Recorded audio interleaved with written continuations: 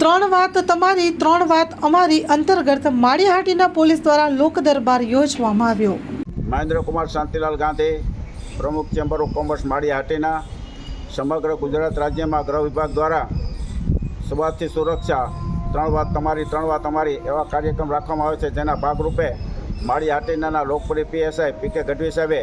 આજે માળિયાહાટીના પોલીસ સ્ટેશનમાં બહોળી જાહેરાત કરી અને રાખવામાં આવી અને નવા સરકારના જે કાયદાઓ છે એ કાયદાઓની છણાવટ કરવામાં આવી, એનાથી મળતા લોકોને લાભની વાત કરવામાં આવી અને એને અનવ્યે એનું અનુકરણ કરવાની પણ વાત કરવામાં આવી અને આજરોજ એને માળિયાના જે પ્રશ્નો હતા એ પણ બાબતની વાત કરી, એના બાબતમાં પણ એને ખાતરી આપી છે। આમ આ કાર્યક્રમ આજે ખૂબ સફળતા શુભેચ્છા સાથે સારો ગયો છે।